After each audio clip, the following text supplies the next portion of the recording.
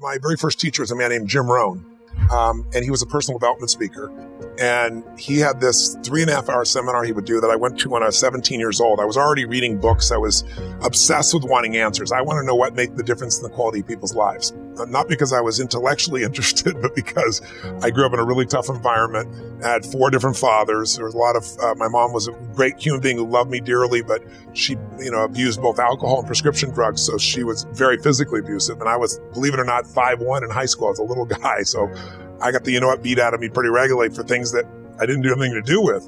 And so it made me try to figure out what made her work, what makes life work. It made me more of a practical psychologist. And the modeling concept came because Jim Rohn used to have this phrase. He said, success leaves clues.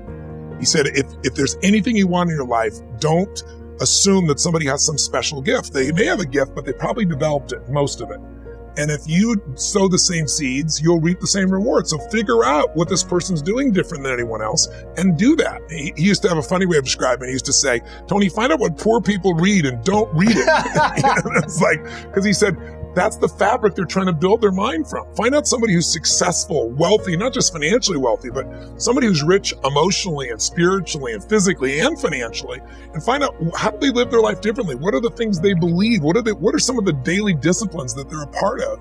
And so really early on, I got obsessive about wanting to have all the answers. So I said, I'm gonna read a book a day. Because I figured, a person takes 10, 15 years of their life, they pour 2 or 3, 4 years into this book, and you absorb in a few hours, literally a decade's worth of life experience. And I'm into compressing time. So I didn't read a book a day, but I read 700 books in the area of human development, psychology, physiology, all of my first real 7 years of reading, right? My youth. In high school, I was Mr. Solution. You have a problem, I have a solution. Especially if you're a girl, I was especially motivated. I could really help you with your boyfriend. But I want to be more clear about something. Part 1 to have an extraordinary life is mastering the skill of the science of achievement. How do I take what I envision and make it real? And how do I do that quicker, faster, better, easier? The ability to manifest what you come up with and make it real, like you've done with your company, yes, that's a skill set. I spend an unbelievable amount of time helping people do it faster, quicker, better, showing them the shortcuts, teaching them the strategies, modeling what works so you can save yourself a decade. But I would submit to you that having done this for 38 years with, 50 million people at this stage, I can tell you that the science of achievement, there are a lot of people that are damn good at that, and they still don't have an extraordinary life. They have an extraordinary life. You see it as extraordinary, but I get the phone call from the multi-billionaire who tells me he wants to do this thing on his business, but what he really find out is he's miserable as hell, and he's hoping somehow I'm going to rub off on him on that side too. Right. And so I give him what he asked for, the change in his business, but I also give him what he needs, which is the change inside of him.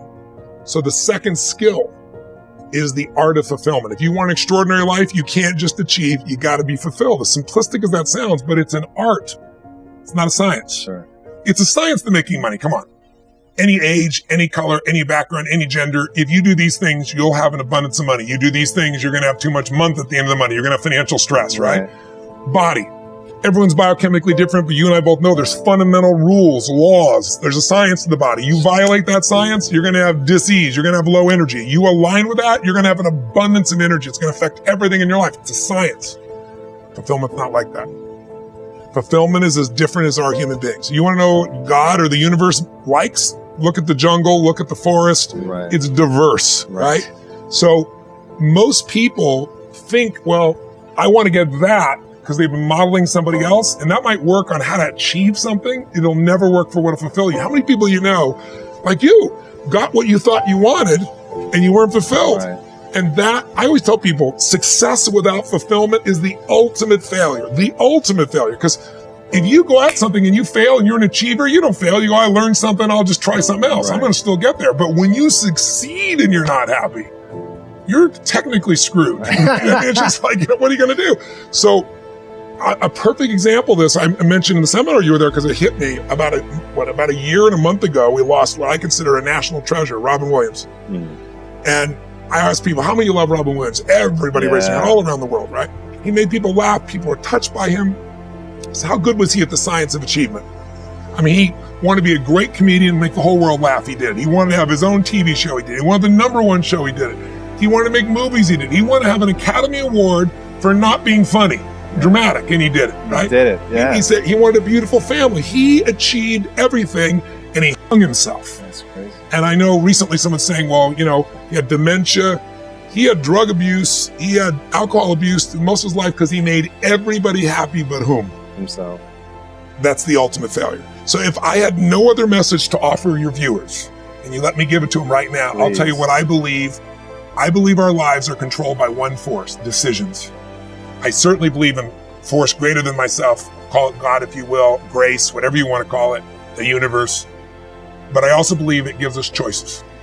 And the decisions we make control us much more than the conditions we meet. It's not the conditions, it's your decisions. Decisions of what to believe, decisions of what to do, decisions of what to give. I say to people, think about, look back 10 years ago, 5 years ago, 15 years ago, and think of a decision you made. That if you would have made a different decision, you'd have a totally different life today. Better or worse, I don't know, but totally different. Right. In your case, if you'd stayed doing what you're doing, you'd have a lot of money and still been miserable, right? And probably your great lady over here would be feeling miserable because she loves you so much and she'd be feeling your misery, wanting to figure out what to do. But you made that decision. Right. The most important decision you can make above any on the face of the earth is deciding that no matter what happens in your life, no matter what happens, you're going to live in a beautiful state. What the hell does that mean? It means that you're not going to suffer. It means a beautiful state is that you're going to be happy, but that's only one. Or you're going to feel creative, or you're going to be passionate, or you're going to be in awe of something, or you're going to feel love. Any state that's a beautiful state is really the core essence of who you are without fear, right? All of our suffering as human beings, and I deal with people all the time. I mentioned to you off camera, 2 people I coached yesterday. One's a presidential candidate, and the other one is a rap superstar, right? Both on the same day. And without naming any names, people that have everything by your point of view, most people's point of view, they have the fame and they have the love and millions of people love them and they have great economics, financial freedom, and they have homes and they have the fashion, they have everything. They're the shit. I can't tell you how many of them are miserable. Right. The majority are miserable. I'm not bullshitting. I'm the one who gets the phone call from the vast majority. When I say miserable, they're so used to it, some of them don't even realize they're miserable, right. But most do. They get in a place where it's like, how do I keep this up? How do I keep outdoing myself? How do I, I built these 32 companies, how to keep all 32 going and make them all grow every single year. And that's not how life is, right? Right. And then they worry about what will people think? What will they do? So the decision to say, I am not going to suffer, that if suffering arises, pain's one thing, suffering's another. Suffering is when you're like, I'll give you an example. A friend of mine is a very famous Indian industrialist and billionaire guy. And he just recently took a sport in India that's been around 2,000 years that almost every village child plays, and he turned it into a professional sport. No one had ever made a professional sport 2 years ago. He invested, I don't know, I'm making the number up, $20 million in it. In 2 years, the sport is so successful in India that 500 million people watched the finals. That's amazing. 2 months ago. 500 million people, right? So 500 million, that's how it is in India. And people are saying this is going to be as big as, for them, cricket is the ultimate thing, right? The biggest cricket. So his team valuation, I'm making the number up, I think it's gone to like $500 million in 2 years from, $25 million. And his team is number 2 in the whole world, right? Wow. He's got these great players. So I'm with him, and he gets a phone call. And he's just got done telling me about this great success and where it is and how proud he is and how everyone goes to the games and people are so thrilled and it's just become this movement in India and he created, he's so proud of it. And he gets this phone call, and the phone call is from his management team telling him that one of his competitors has just offered 4 times as much money as he was offering to his top 3 athletes who are the core of his whole team. And of course, they all took them, right? And he was so angry. He was like, I can't even believe this. These guys were working in shops, and I brought them here, and I made them a star on national television, and they have no loyalty to me. And he's suffering. And the way you suffer is you focus on yourself. Right. Suffering comes when we obsess about ourselves, what we're getting or not getting, what we should have done, what others should have done for us. It's the me game. Suffering could be worry, it could be anger, it could be frustration. It's anything that takes you out of a beautiful state. And here's what people don't get. You can end suffering by stop focusing on yourself and focus on something you want to serve greater than yourself. Your children, your wife, your mission, your life. you can get out of it in an instant, because the nature of the human mind is to constantly compare things. Your mind, your brain is a 2 million year old device, and it is not designed to make you happy. It's designed to make you survive. Right. And that's why it's always looking for what's wrong. But it used to be what's wrong a saber-toothed tiger so I can protect myself. Now people are worried about what people think about them, or do they have enough money when 2/3 of the planet lives on $2 a day. Right. And you're making $38,000, you're rich. The poorest of the poor in our country are considered rich. I'm not saying they should stay that way. Right. But you can only build on success. And so my view is, if you're watching, if you're listening to this, my goal would have you consider something.